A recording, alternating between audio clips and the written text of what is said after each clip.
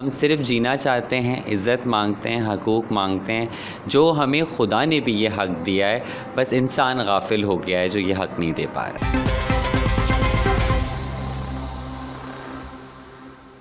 वालेकुम नाज़रीन, मैं हूं आपका होस्ट नवीद मेंगल और आप देख रहे हैं GNN प्लस। आज हमारे साथ एक बहुत ही खूबसूरत ट्रांसजेंडर मेहमान शहज़ादी राय मौजूद हैं, जिनकी अपनी कम्युनिटी के लिए काफ़ी खिदमत हासिल हैं। आइए जानते हैं इनकी लाइफ स्टाइल के बारे में और उनसे जानते हैं कि एक ट्रांसजेंडर के लिए कितनी डिफ़िकल्टीज़ होती हैं इस फील्ड के अंदर जो ये काम कर रही हैं। चलिए जानते हैं। अस्सलाम वालेकुम शहज़ादी, कैसी हैं आप?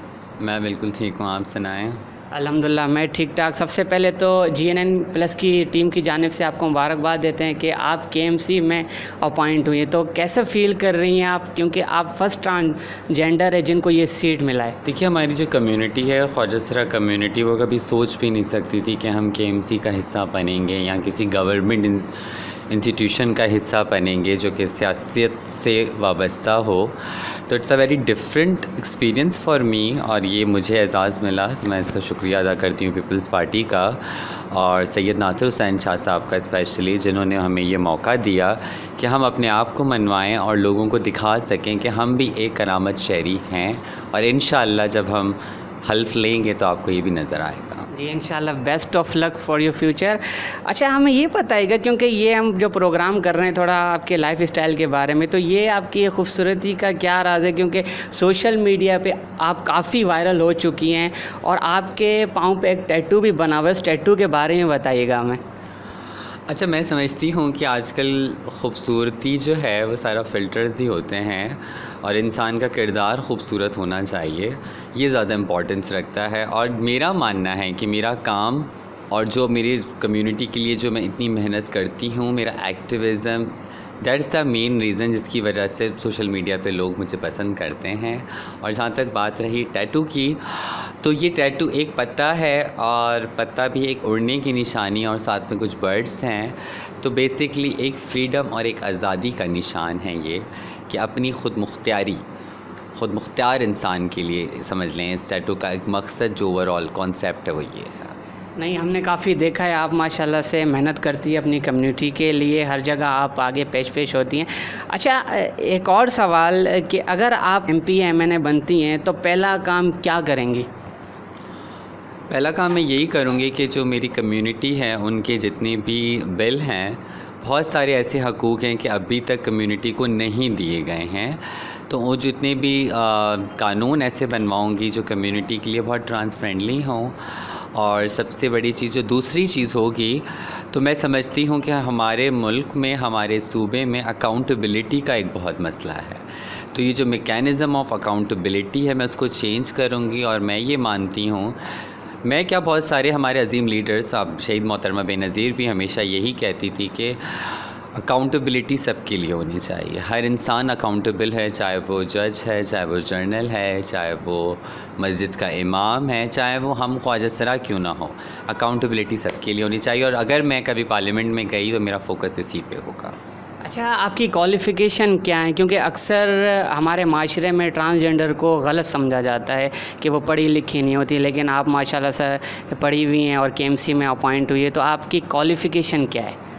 मैंने ग्रेजुएशन किया हुआ है और साथ में मैंने न्यूरो लिंग्विस्टिक प्रोग्रामिंग सर्टिफाइड हूँ मैं, और ऐसा समझ लें आप थेरेपिस्ट हूँ मैं सर्टिफाइड, और साथ में और भी काफ़ी कोर्सेज़ किए हैं। और मैं समझती हूँ हमारी कम्युनिटी का जो डाउनफॉल रहा है उसमें एजुकेशन का एक बहुत मरकज़ी किरदार है।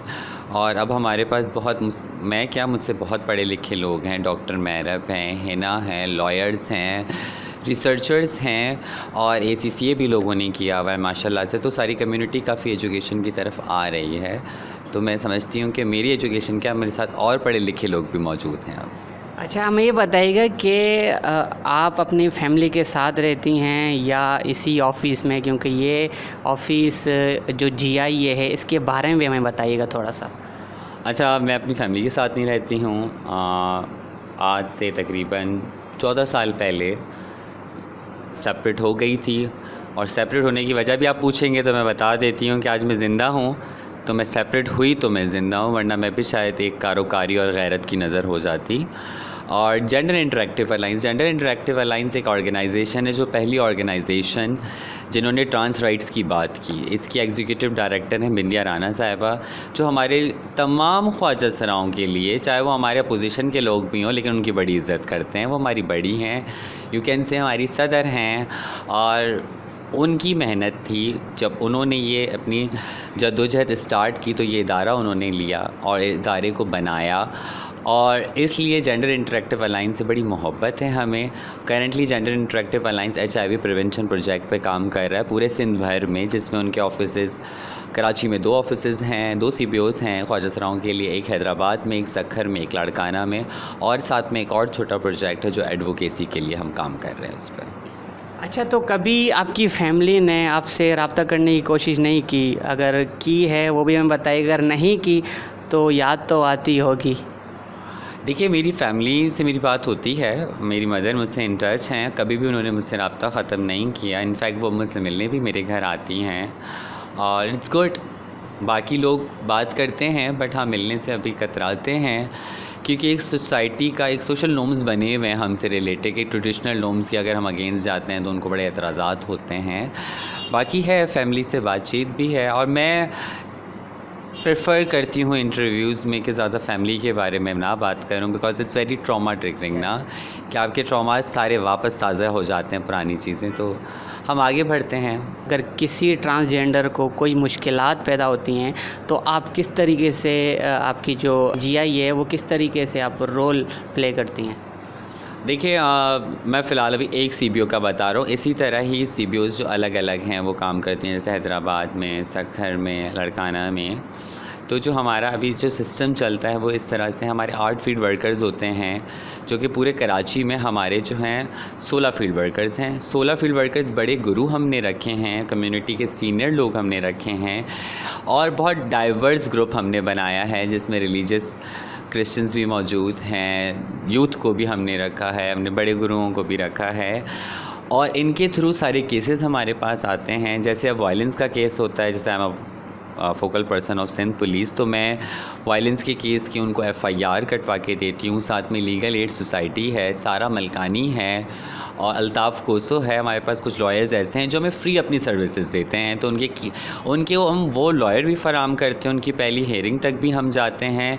इसके अलावा हेल्थ रिलेटेड कोई इशू होता है, काम तो हम हेल्थ पे ही कर रहे हैं, स्पेशली HIV सेक्टर पे।